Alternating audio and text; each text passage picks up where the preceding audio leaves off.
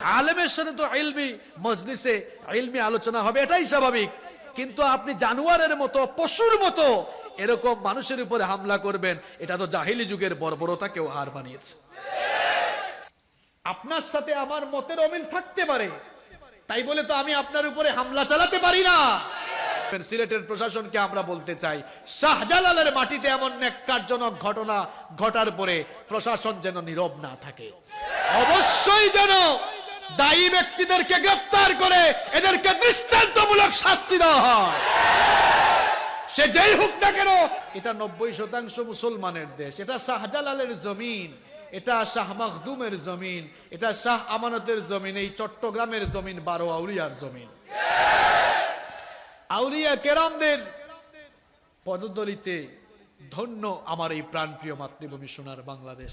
এখানে প্রতিনিয়ত এখন নবীগণের ওয়ারিস যারা পৃথিবীতে নবীগণের প্রতিনিধিত্ব করছেন, এটা আমার কথা নয়, আল্লাহর নবীর ভাষায় ইন্নাল উলামা ওয়ারাসাতুল আম্বিয়া, এটা আমার কথা নয়, নবীজি ঘোষণা করেছেন উলামায়ে কেরাম হচ্ছেন নবীগণের ওয়ারিস, তারা নবীগণের রেখে যাওয়া কাজ পৃথিবীতে আঞ্জাম দেন।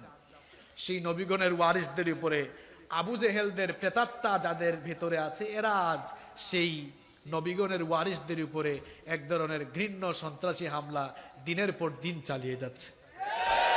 আপনারা জানেন আমার উপরে হামলার পরে মুফতি জসিমউদ্দিন সাহেবের উপরে হামলা হয়েছে।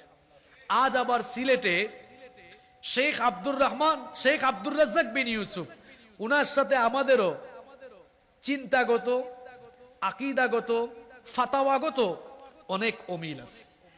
অমিল থাকতেই পারে, আর আলেম ওলামাদের মধ্যে যে ইখতিলাফ, ইসলামের মৌলিক কোনো বিষয় নিয়ে আলেম ওলামাদের মধ্যে কোনো ইখতিলাফ নাই। যে ইখতিলাফগুলো আছে এগুলো খুব ছোটখাটো বিষয় নিয়ে, এগুলো মৌলিক কোনো ইখতিলাফ নয়। আমার সাথে কোনো আলেমের মতের অমিল থাকলে তার উপরে যে হামলা করতে হবে, এটি কোনো সভ্য সমাজের মানুষের বৈশিষ্ট্য হতে পারে না। সিলেটের মাটিতে শেখ আব্দুর রহমান, শেখ আব্দুর রাজ্জাক বিন ইউসুফকে যারা হামলা করেছে, এরা মানুষ রূপী জানোয়ার ছাড়া এদেরকে আমি আর কিছু বলতে পারলাম না।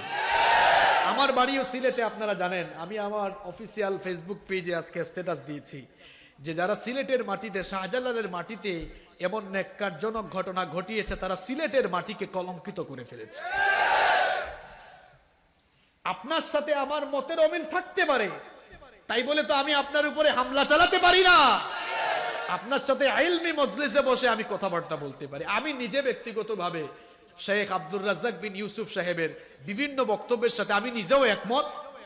আমাদের মুরব্বী যারা সিনিয়র উলামায়ে কেরাম, যারা এদেশের বহু ঘরানার উলামায়ে কেরাম, ওনার কিছু কিছু বক্তব্যের সাথে একমত না। কিন্তু একমত না থাকা সেই বক্তব্যগুলোকে আমরা ইলমি মজলিসে বসেই আলোচনা করে সমাধান করতে পারি, এতে কোনো অসুবিধা নাই। আলেমের সাথে তো ইলমি মজলিসে ইলমি আলোচনা হবে, এটাই স্বাভাবিক। কিন্তু আপনি জানোয়ারের মতো, পশুর মতো এরকম মানুষের উপরে হামলা করবেন, এটা তো জাহিলি যুগের বর্বরতাকেও হার বানিয়েছে। সিলেটের প্রশাসনকে আমরা বলতে চাই, আজকের মাহফিল রেকর্ড হচ্ছে ইউটিউবে, অনেকেই শুনবেন। সিলেটের প্রশাসনকে আমরা বলতে চাই, শাহজালালের মাটিতে এমন ন্যাক্কারজনক ঘটনা ঘটার পরে প্রশাসন যেন নীরব না থাকে। অবশ্যই যেন দায়ী ব্যক্তিদেরকে গ্রেফতার করে এদেরকে দৃষ্টান্তমূলক শাস্তি দেওয়া হয়, সে যেই হোক না কেন। আলেম ওলামাদের উপরে হামলা আর মেনে নেওয়া যায়? আপনারা মেনে নিবেন? আমার ভাইরা, উলামাদেরকে কদর করতে শিখেন। একজন আলেম 1000 আবেদের চাইতে শ্রেষ্ঠ। মাউতুল আলিমি মাউতুল আলম, একজন আলেমের মৃত্যু মানে একটি দুনিয়ার, একটি জগতের মৃত্যু হয়ে যাওয়া। আমাদের মরহুম খন্দকার আব্দুল্লাহ জাহাঙ্গীর রাহিমাহুল্লাহ স্যার মারা গিয়েছেন। স্যারের মতো একজন লোক 1-2 দিনে তৈরি হয়? কথা বলেন আপনারা। ওনারা তো একজন ব্যক্তি নয়, একজন প্রতিষ্ঠান। এরকম একজন লোক 20, 30, 40 বছর লাগে তৈরি হতে। এই জন্য ছাতা মাথা মার্কা লোক মারা যাওয়া আর একজন আলেমের মারা যাওয়ার মধ্যে অনেক পার্থক্য।